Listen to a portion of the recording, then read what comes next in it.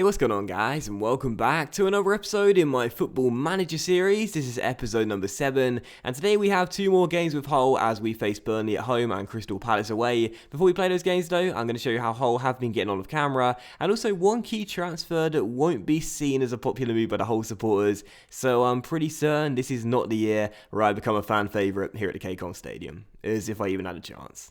So of course, in the last episode we had back-to-back defeats against Arsenal and Southampton where we shipped 6 goals and picked up 0 points, but following that, off camera I played 2 games and we did bounce back with a huge victory on deadline day as we beat Middlesbrough away from home at Riverside Stadium in a massive relegation 6-pointer, a huge victory over Aitor Karanka's boys, and they right now are in a lot of trouble and we're doing everything we can to try and climb out the relegation zone. But after that game we were still in the drop zone, but the following game and the last game I played off camera was against Stoke, and this has got to be the most frustrating defeat of the series so far, and that is saying something considering how many we've had already this season. We were 1-0 up thanks to Abel Hernandez scoring his 2nd goal in 2. Oh, didn't he score against Southampton as well? Yeah, he did, so 3rd goal in 3. The Uruguayan put us in front, and with 16 minutes to go we were still leading by a goal, and I was thinking, oh my goodness, for the first time this series we might have back-to-back wins.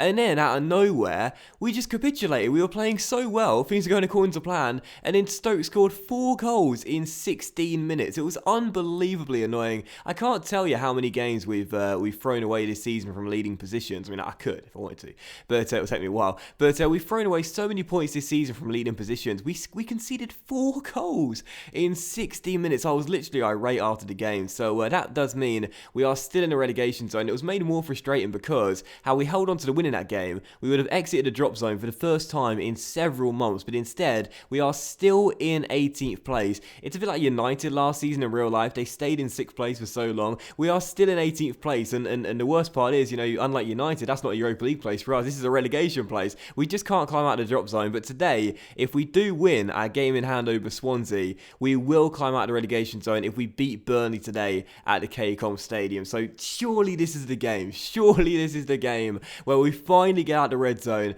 At least I'm hoping. Also, one transfer happened off camera as well, but it actually happened outside of the January transfer window, and it wasn't a signing, it was a sale. El Mohamedi has left Hull after quite a few years at the KCOM Stadium and joined Besiktas, the Turkish side, for £2.5 million.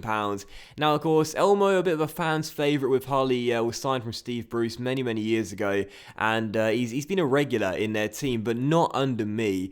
He was our 3rd choice right back, and he was our 4th choice right midfielder. He was away at the African Cup of Nations, and he was never going to get back in the team. He'd wanted to leave the club as he wasn't getting in the first team, and I put him on the transfer list.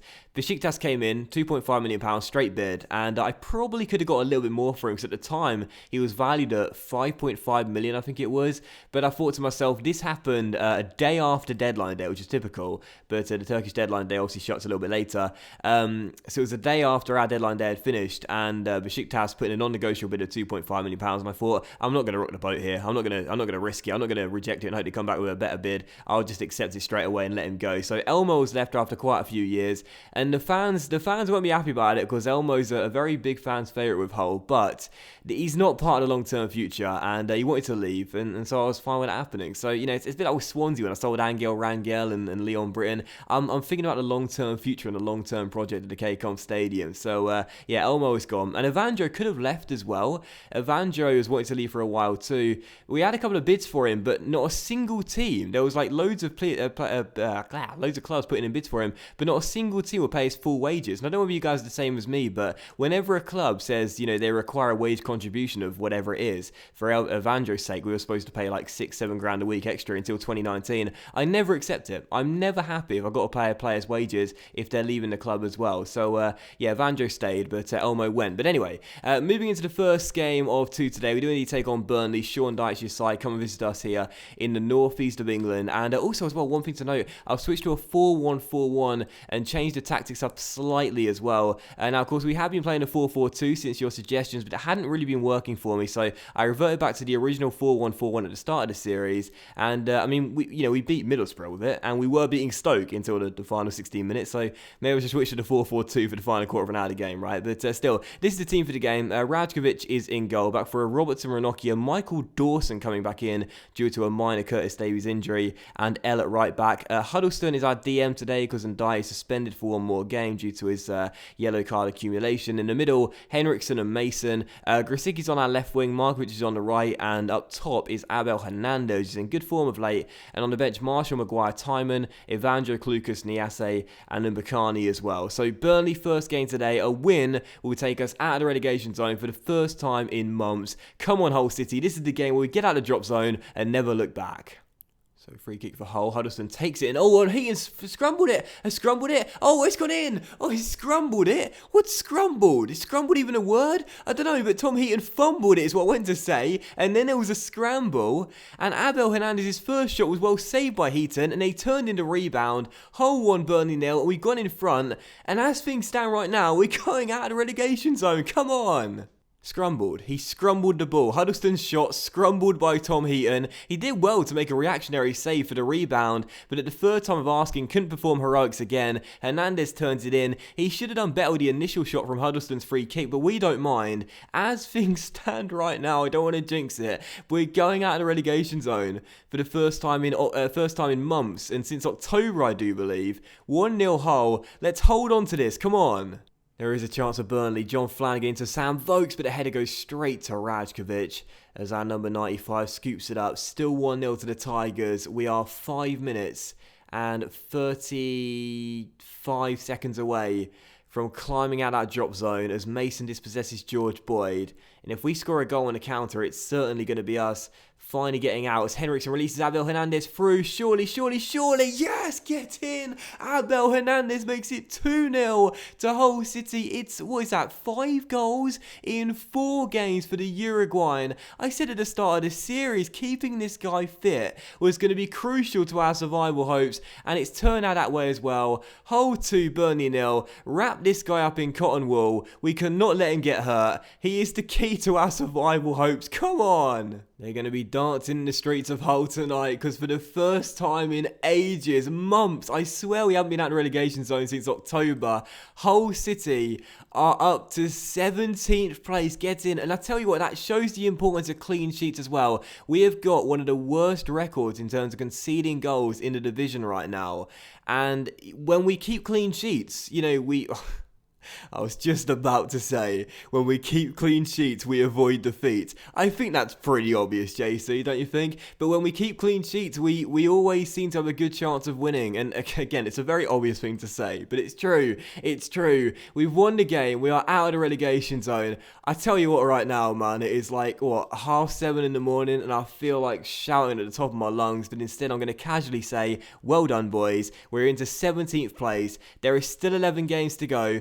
Middlesbrough have a game in hand. They can still get themselves out of this situation, but this is what I want to see. Hull City in safety and out of the red zone for the first time in yonks. Get in.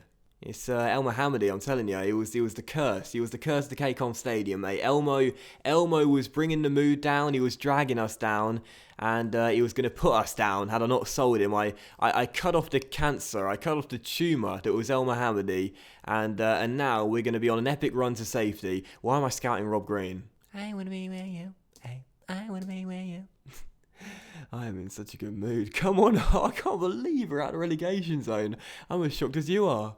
And as if things could not get better, Sam Klukas facing uncertain future at Hull. Good, I want this guy to go. First El Mohammadi, next Sam Klukas. You can join him in Turkey for all I care. Alright then guys, we're now moving into the second and final game of today's episode, and it's another big battle as well as we take on Crystal Palace away at Selhurst Park. Only goal difference separates the two sides in 16th and 17th place respectively, and both teams are just 1 point ahead of the drop zone where Swansea now occupy 18th place, and doesn't that feel good to say, because it used to be Hull for so long. So Palace away then, and I'm not going to change the tactics or the formation or even the lineup. Curtis Davies may be back back, but Michael Dawson stepped in and a veteran helped us hold down the clean sheet and the 3 points. We'll put Davies on the bench for young Harry Maguire, but yep, same team, but let's run through it again because I just like to do it. Oh, and Dye's back as well. Tom Huddleston came and he sort of helped us get the goal, didn't he, against Burnley. And Dye can't even get in the team now, then, can he? We'll put him in for maybe Niasse because he doesn't play very much. So okay, let's just go with that then. So yeah, team for the game: Radkovic in goal, back for Robertson, Ranocchia, Michael Dawson, and L. Huddleston keeping his place at DM. Henriksen and Mason together in the CM area. Grosicki's on the left, Markovic on the right, and Abel Hernandez, the man on fire right now, starts up top on his own on the bench. Marshall, Davies, Timon, and Dye, Evandro Klukas, and Mbakani as well. So here we go, Crystal Palace away.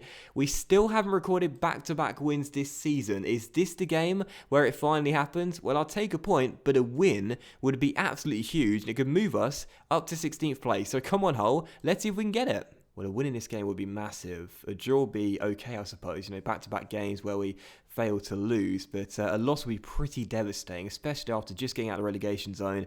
That'll give Swansea the chance to once again leapfrog us and go ahead of us in the table as Markovic did well to win it in the air. And Mason starts a counter-attack here. Abel Hernandez on the ball, holds up and finds Henriksen. Grosicki now down the left-hand side, comes in field, and Grosicki to Mason, out wide towards Robertson. Lots of space for the Scot here to cross, first time, and he does. And Ryan Mason should have done so much better. He had a free header or volley inside the area, very close to Mandanda, but he put it straight at Steve, and that should have been 1-0. So second half underway here in London, still 0-0. Connor Wickham's being forced off, and Leroy Fer has just put Swansea in front of Everton. That's not good. And now there's a corner to Palace as well, which Loic Remy flicks on and makes it 1-0.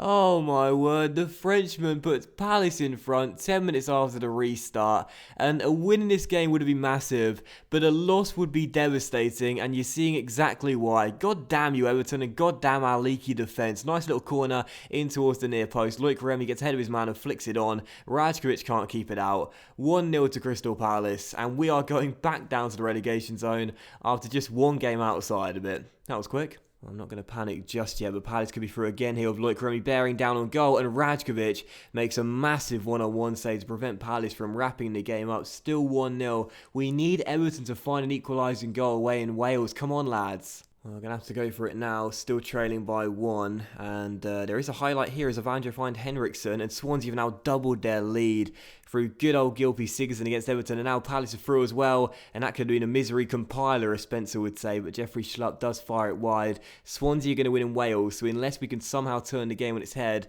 we are falling right back into the relegation zone. And that is almost certainly going to do it. It's 3-0 to Swansea. How have they pulled that out of the bag, honestly? I mean, I'm saying that like we didn't beat Everton in the opening game of the series, but either way, that is absolutely infuriating. We just got out of the relegation zone, had a nice stretch of our legs, but now we are right back into it, and this could be 2, and it is. Chung Young lead of Korea makes it 2-0 to Palace. A big relegation 6-pointer. Palace are going to pull away from the drop, and we're going right back in the bottom 3. And we could have been 1-0 up in this game had Ryan Mason's finish been a little bit better. But anyway, final score, Crystal Palace 2, Hull City 0. Assertively, I'm going to say that the performance was disappointing, and I'm far from pleased with what I just saw. I've motivated most of them, which is good. It's safe to say Ndye's getting straight back in the team for Huddleston for the next game. But yeah, very, very disappointing that. Very, very disappointing indeed. Made even worse by Swansea's big win over Ronald Koeman's boys. And that means that after just one game out of the relegation zone, we are right back in it.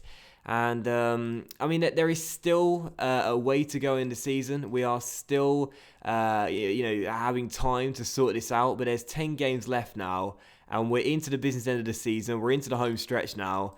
And we need to start stringing wins together. It's all well and good having one here and there, every month or so. But we need to start getting our form sorted, not just the occasional point here and there. Otherwise, we are going to finish in the bottom 3 like where we are right now. But at least we know we can get out of it. We showed today we can get out of the drop zone. We just have to play a lot better in consistent runs of games. But that would end today's episode of the Football Manager series, guys. So a big thank you for watching. I really hope you have enjoyed it. If you did enjoy today's episode, then please do consider leaving a like, as likes are, of course, very much appreciated, and it really help the channel out as well. I shall return with 2 games. And, I really want to play that Swansea game. Do you know what I think I'll do? I think I'll come back for a double here against Spurs away at White Hart Lane and then Swansea away in Wales. And that game, I mean, that could be a loser goes down game. So those two games I'll come back for, and I think they're going to be absolutely fantastic. So, yeah, I'll play Watford, West Brom, Leicester, and West Ham with camera and come back for two huge games against Spurs and Swansea, both on the road. So, thanks for watching. Have a fantastic evening, everyone, and I'll see you for the next episode in my Football Manager series very soon. And no, I won't see Kendrick Lamar again.